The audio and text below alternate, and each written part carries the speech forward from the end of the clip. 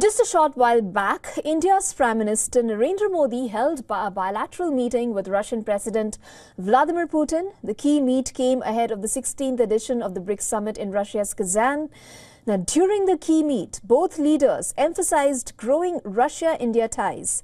PM Modi thanked Putin for his invite, while the Russian president acknowledged the Indian Prime Minister for opening an embassy in Kazan, calling it a move that strengthens ties between the two nations. Prime Minister Modi also stressed on the need for a peaceful solution to the ongoing Russia-Ukraine war, urging for a ceasefire. Excellency, रूस और Ukraine के बीच चल रहे संघर्ष के विषय पर हम लगातार संपर्क में रहे हैं। जैसा मैंने पहले भी कहा है, हमारा मानना है कि समस्याओं का समाधान शांतिपूर्ण तरीके से ही होना चाहिए। शांति और स्थिरता की जल्द से जल्द बहाली का हम पूरी तरह समर्थन करते हैं। हमारे सभी प्रयास मानवता को प्रमुखता देते हैं। आने वाले समय में भी भारत हर संभव सहयोग देने के लिए तैयार है।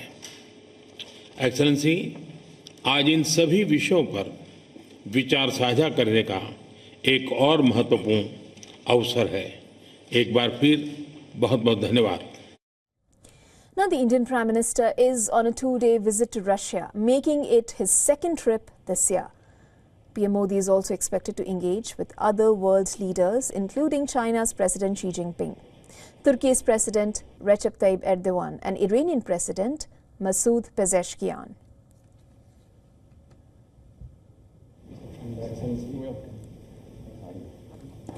And for more on this, WION's Assistant Editor for Foreign Affairs, Siddhant Sibil, now joins us on the phone line on this broadcast. Siddhant, first up, we just heard Prime Minister Modi, we just heard him stress about a peaceful ceasefire happening between Ukraine and Russia. Although Putin has earlier said that Russia will not withdraw from the territories in Ukraine that it has already occupied. How effective do you think Prime Minister Modi stressing this would be in Russia's plans about the conflict in Ukraine? The Indian Prime Minister Narendra Modi and the Russian President Vladimir Putin have had their bilateral talks here in Kazan. This is the second bilateral between the two leaders. And if you look at the conversations from the Indian side, there were three key areas, focus areas. First, Kazan itself, the Indian Prime Minister recalled that how a consulate essentially will be opened, and the announcement was made during the first visit of the Indian Prime Minister Narendra Modi to Russia earlier this year when he traveled to Moscow. The second, of course, was on the bilateral relationship, and of course on BRICS. He pointed out the rise of BRICS and as to how so many countries would like to become member of this grouping. India, of course, is the founding member. The third, of course, is something that we expected to be part of the conversation, the Ukraine war. The Indian Prime Minister mentioned about it and said that peace is the only way out when it comes to resolving this ongoing conflict. Now, India's stance on this conflict has been dialogue and diplomacy, and essentially as to how both sides need to sit together. We have seen last few months have been hectic in terms of New Delhi's role in terms of sending the message from Moscow to Kyiv and from Kyiv to Moscow. We saw the Indian Prime Minister on bilateral visit to Moscow. Then, of course, the Indian Prime Minister traveled to Kyiv on a bilateral visit, and now again he is here in Russia. And India is seen as a neutral player in this war, and of course we know that India has a long-standing relationship with Russia and with Ukraine as well. There has been engagements, including of course the Indian Prime Minister meeting Zelensky several times, be the G7 summit in Italy earlier this year or last year.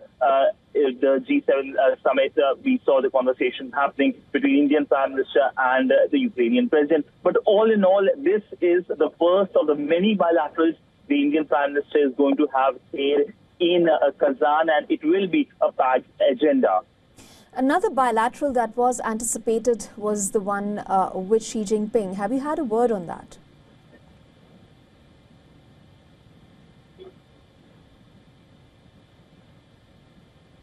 There is a little audio issue, but the other bilateral which everyone is keen to talk about is the China bilateral. Will it happen, or there is a no for that? Nobody knows the answer. There is no confirmation either from the Indian side or either from the Chinese side. Now, essentially, we know that when it comes to what has happened on Monday in New Delhi, the Indian Foreign Secretary, Vikram Misri, saying that both sides have agreed on petroling issue. They have resolved the petroling issue. It was confirmed by the Chinese Foreign Ministry earlier in the day as well, and that has given hopes of a bilateral meeting between the two leaders. Now, the last bilateral meeting between the two leaders was in 2019, the in-person bilateral meeting.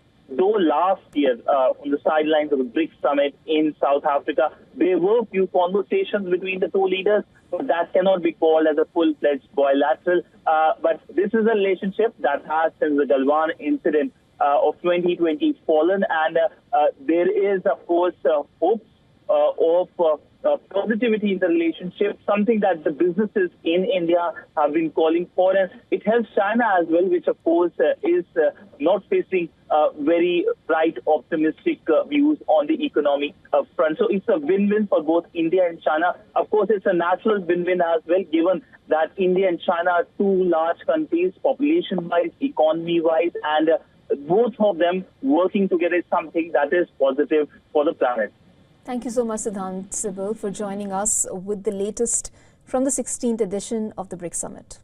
For all the latest news, download the WION app and subscribe to our YouTube channel.